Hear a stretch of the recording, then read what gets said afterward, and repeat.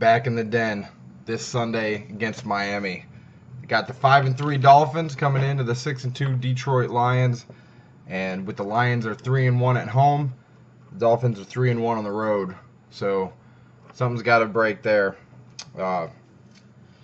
This is our third AFC matchup, with losing to Buffalo, beating the Jets, and now we got the Dolphins and we got the Patriots in a couple weeks to close out the AFC slate. So this one being on CBS because of the AFC road team. So, I mean, is there really any other big story here other than the injuries, with the Lions and Calvin Johnson coming back? If there is, I haven't seen it, but that's really all everyone's talking about is Calvin Johnson's coming back, Reggie Bush is coming back. All these guys are coming back, and I think it's going to make a huge deal this Sunday, and I'm excited. The offense has been struggling a little bit, but the fact that we're 6-2 without Calvin for basically 5 games, he played those against the Bills and against the Jets, but obviously it was limited. So he said he's about 95%. So, and the healthiest he's felt in the second half of the season, but obviously he hasn't been hurt this much in the first half. So that can only bode well for us. Hopefully he doesn't re-injure and he's good to go for the rest of the season. But that should be a huge asset in the passing game. Obviously, best receiver in the game with him and Bush, and hopefully 2 of the 3 tight ends. Between Fourier practiced all week, Ebron and Pettigrew practiced yesterday, and it hasn't come out yet today whether they practiced today, but I'm sure he did, or that they did since they practiced yesterday. But I'm thinking 2 of those 3 guys come back. Maybe not Ebron, but I think Pettigrew and Fourier are back. That, if I had to make a guess right now without seeing today's injury report, that's what I would say.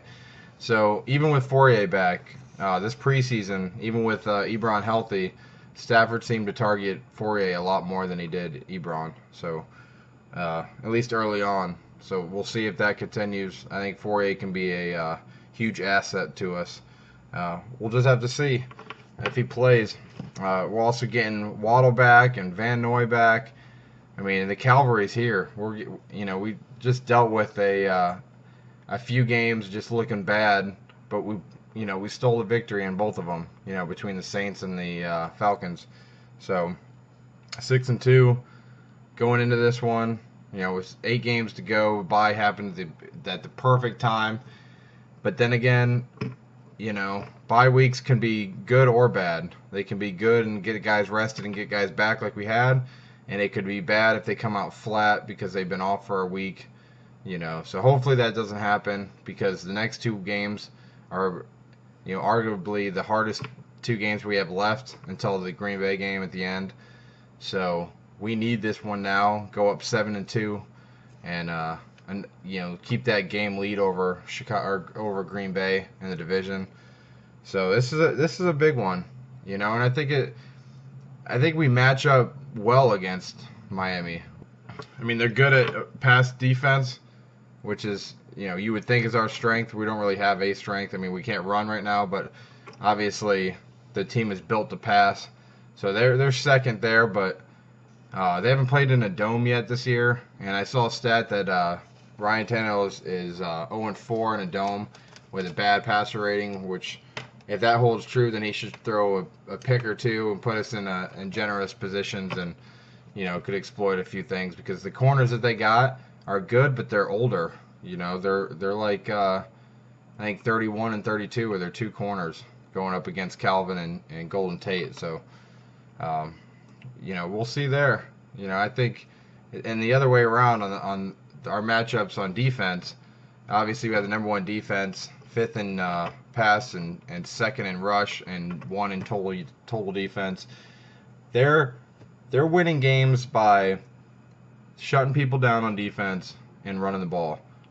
So we need to be able to start fast, to where their defense doesn't have as big an impact. So if we start fast and then forcing them to pass the ball, because they're 18th in the pass, and that's not, we're better at rush defense, but obviously the pass defense has been pretty damn good too. So we want them to we want to force them to pass, in my opinion. Get Ryan Tannehill back, throwing the ball, get our pass rushers with their ears pinned back and all that kind of crap. So uh, they're 18th in pass yards, going up against 5th in pass defense for us, and then 4th in rush offense to our 2nd in rush defense. So our defense matches up good against their offense, but then again, their defense matches pretty good up against our offense. So, like I said, it's pretty even. This game's pretty even, which usually means you look down at the home team, and since we're at home, I think that that gives us the edge there with the crowd and everything, and not having much to cheer about last week. You know, the crowd's had 2 weeks to think about this game, and you know, we're gonna need them. We can't let Miami come in and beat us when we got these 2 big games coming up. But I think my 3 keys to victory for this week: number 1, stop the run. Like I said, stop the run, make a pass, and force Tannehill into mistakes, and get short field position and all that stuff. Number 2, gotta feed the beast. Calvin's back. He needs to be getting a lot of targets. I don't want to be seeing him out there playing decoy again. It obviously didn't work. Even when, I mean, he wasn't hurt and it didn't work. So he's healthy now. So, you know, force it to him. You know, and then you got Tate on the other side. He's going up against single coverage. So, you know, throw early and often to Calvin, open it up on the other side for Tate. That's that would be my game plan. Number 3, start strong. We need to come out and put up a bunch of points on them early, because they're coming off a 37-0 beatdown against the Chargers. So we don't want, you know, so they're riding high right now. We don't want them to be coming in thinking that this is going to be a game in the second half and all this stuff. We can put them way early, force them to just come out and pass. I think that'll bode well for us.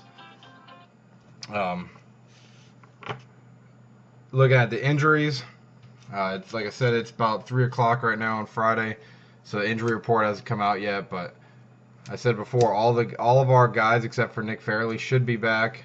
You know, possibly not one of the tight ends, but Calvin, Bush, Fourier, Waddle, Van Noy, I think all those guys are automatically coming back.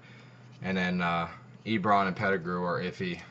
We'll see what the injury report says.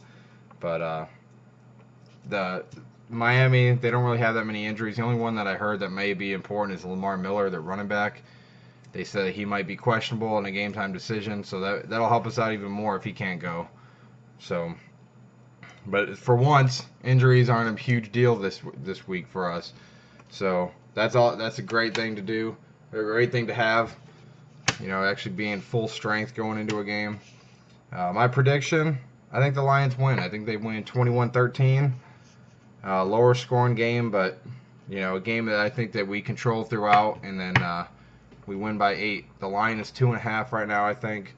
So I think we win 21-13, go up 7-2, keep that game lead on Chicago or on Green Bay, because looking at the NFC North matchups, Chicago is going to Green Bay on Sunday Night Football. I just don't see any way Chicago has a chance in that game, even though Green Bay already beat Chicago. And that's a big rivalry and everything, but being at home, Green Bay, I just don't see it. And then coming off a loss right before their bye week, I just don't see them losing at all to Chicago. Chicago's a train wreck. You got guys fighting in the locker room.